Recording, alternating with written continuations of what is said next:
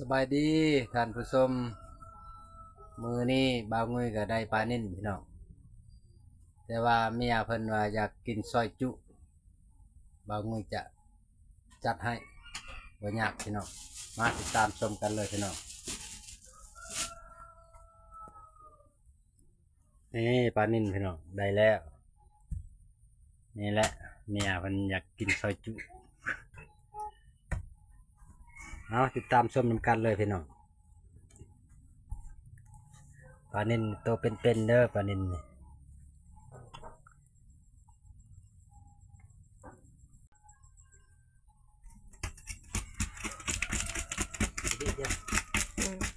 เอาเริ่มเลยพี่น้องตอนแรกเขาก็เอาเก็บออกก่อนอะไรยากจัดให้เมียอยากกินซอยจุพี่น้องเลย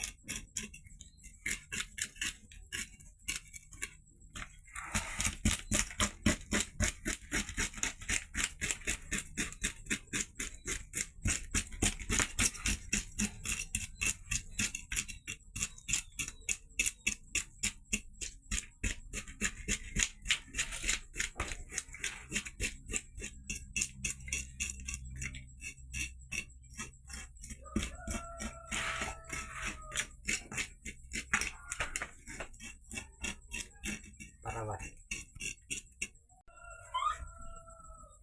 หลังจากเราออกเก็บมาแล้วเราก็ปัดเอาซีนเลยพี่น้อง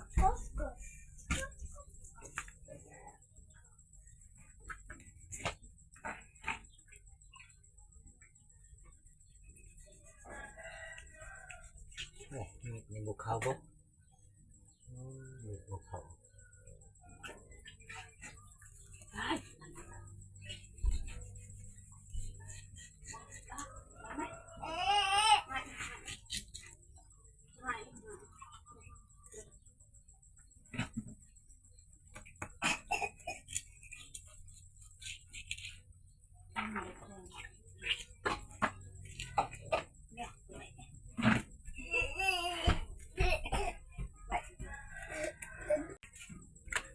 ปัดเนี่ยเอาหลังจากเราได้ซีนปลาเลยพี่น้องเลยเราก็เอาเกลือใส่เลย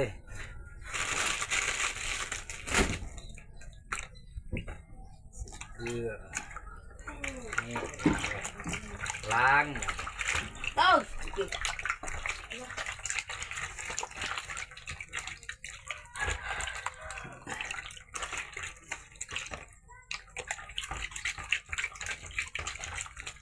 นี่ขาวแล้วพี่น้องเลยสะอาด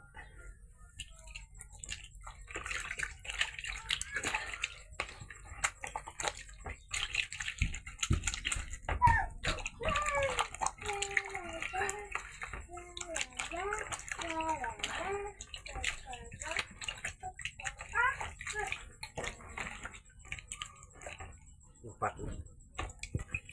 หลังจากเอาน้ำเกลือแล้วเราก็เอาน้ำธรรมดา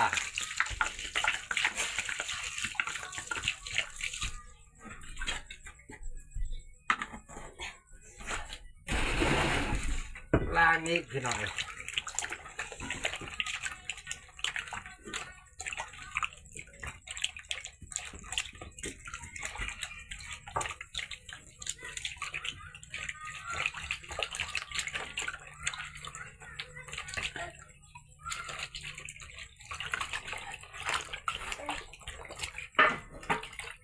เนี่ยปัดเลยมาพี่น้องติดตามชมนำกันเลยหลังจากเขาได้ชีนแล้วเขามาซอยแบบนี้พี่น้องซอยเลย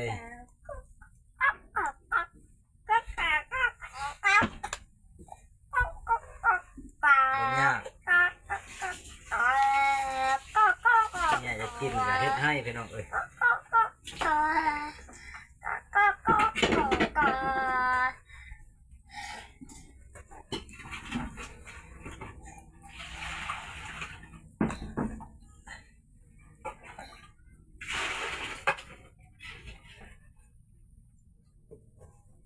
นี่เป็นซอยจุพี่น้อง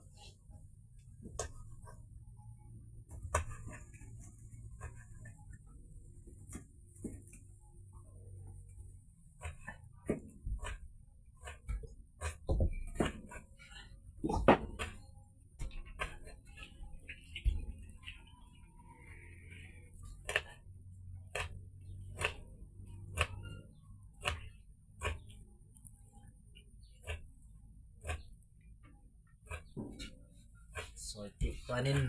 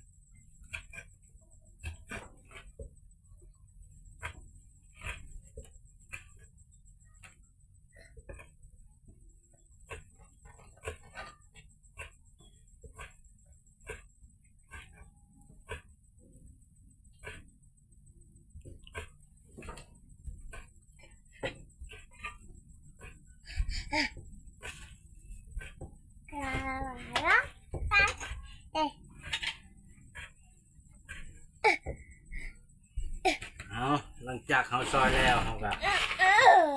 ล้างอีกรอบนึงพี่น้อง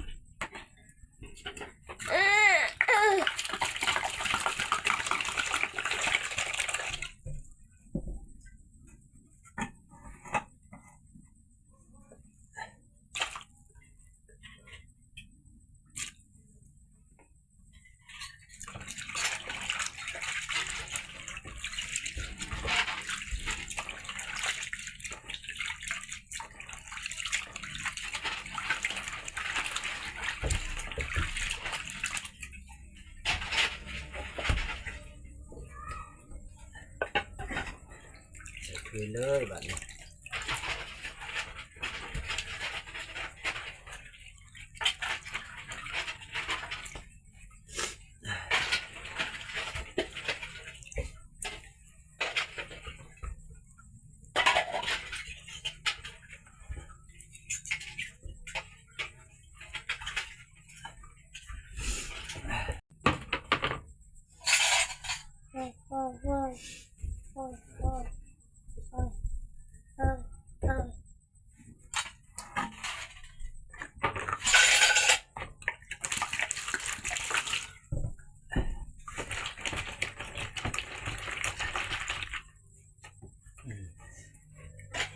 จากซอยแล้วเขาก็คั้นมะนาว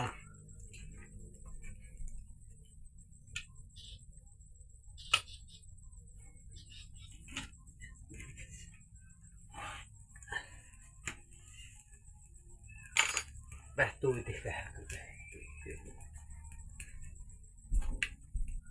นี่พี่น้อง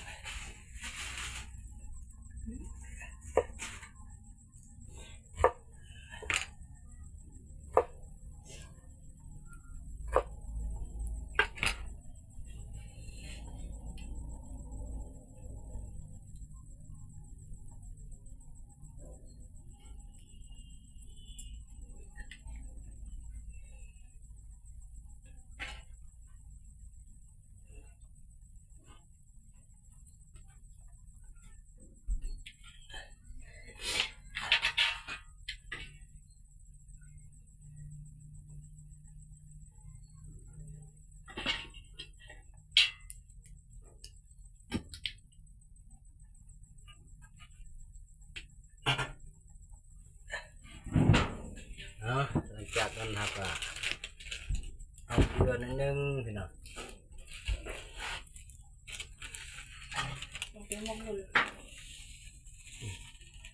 เป็นนัวมาร้าย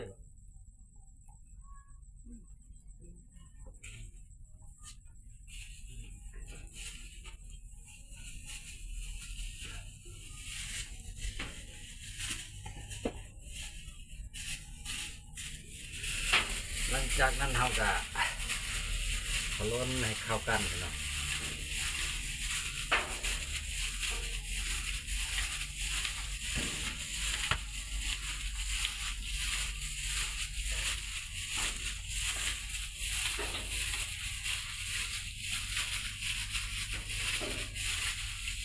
นี่ซีนปลานี่เริ่มแข็งแล้วพี่น้องเอ้ย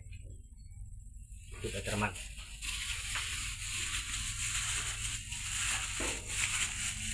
แข็งแล้วเห็นบ่งามพี่น้องเอ้ย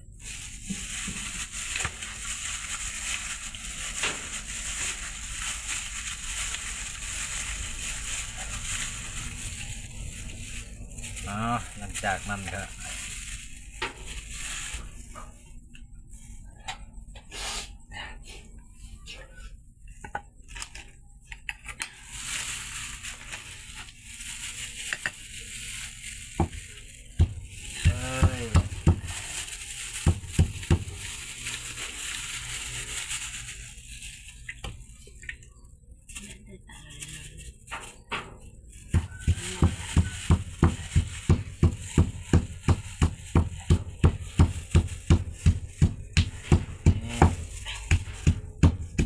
ร้อยแล้วไปเอาเลย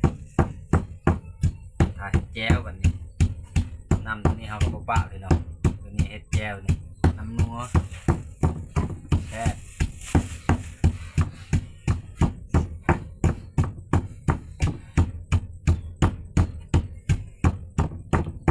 น้ำนัวนี่ก็เอามาต้มเลยเนาะนี่ต้มเลยน้ำนัวนี่ต้มกับไส้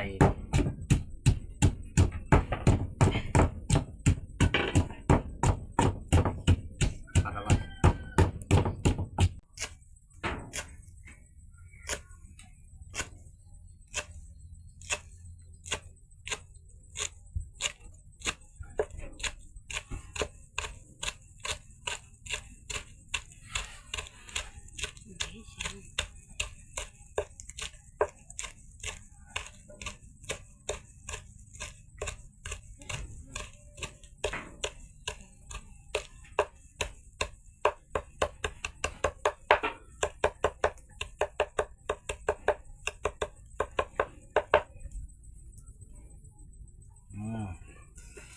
เอาผักมาโรยเลยพี่น้องเลยโอ้ย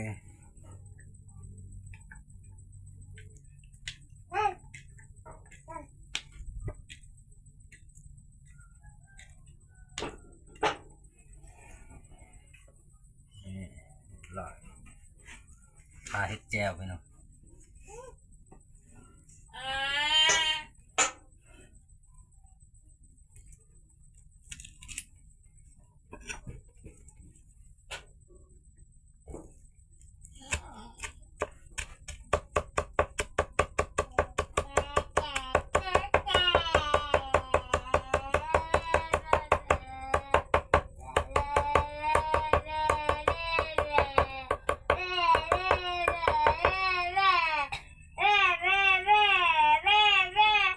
ร้อยพี่น้องเลยเอาถ้า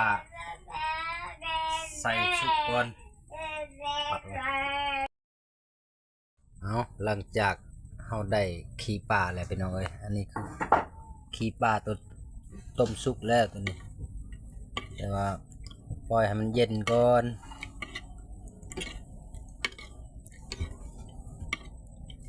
อยู่นี่ก็เย็นแล้วพี่น้องเลยเอามาเผ็ดเลยบัดนี้คกกับคกโบหาน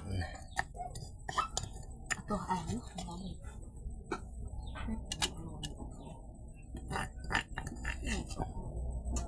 เนี่ย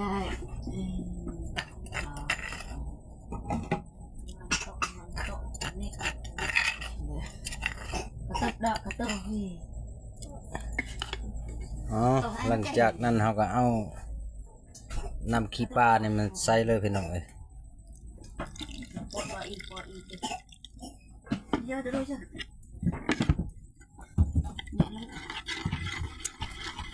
เกรียม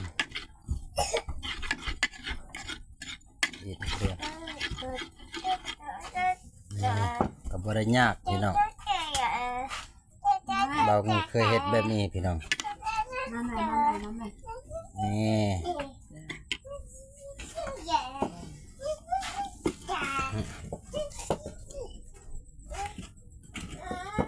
จากนั้นเราก็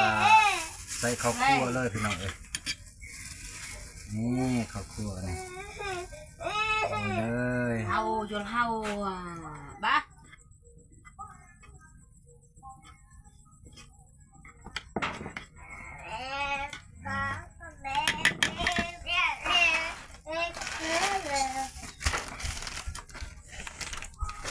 ใส่แป้งนัวพี่น้องใส่หลายแซ่บหลายใส่น้อยแซ่บน้อยพี่น้องใส่เกลือบัดนี้คน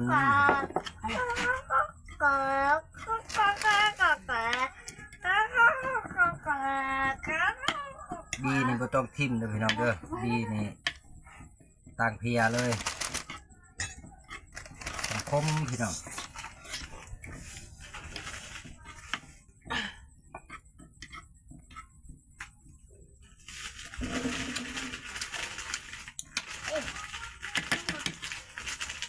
จากนั้นเราก็ใส่ผักเลยบัดนี้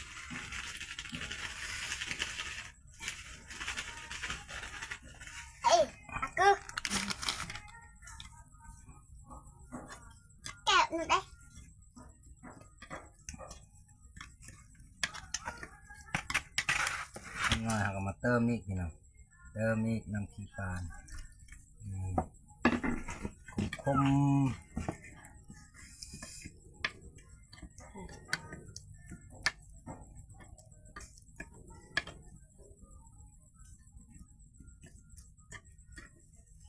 หลังจากนั้นเราก็เอามะนาวพี่น้อง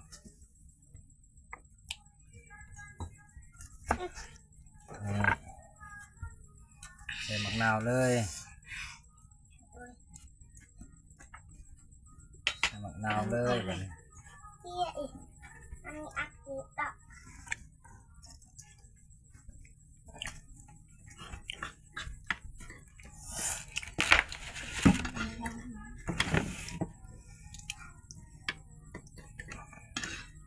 ช่วยจ่ายเดี๋ยวผมเอาดินปืน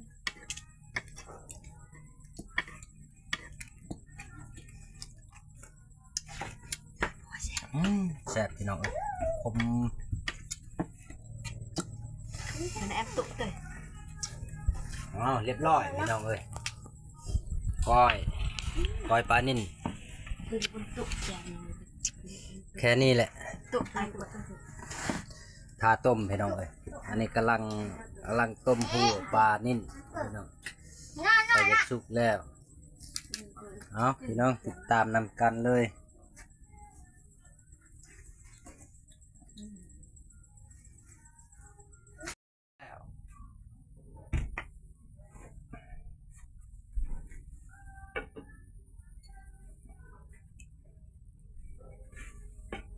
ตักเลยแบบนี้ต้มหัวปลาพี่น้องเลย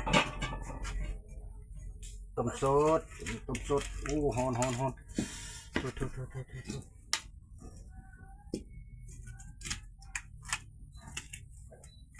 นี่ต้มสดพี่น้องเลย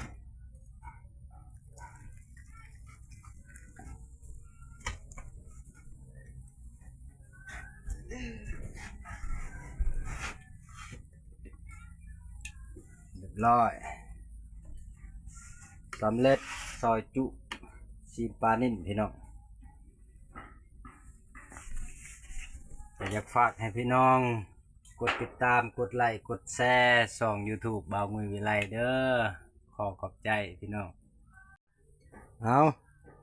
เมียเพิ่นอยากกินซอยจุก็จัดให้พี่น้องกินบัดนี่แซ่บๆบ่าวมือเฮ็ดนี่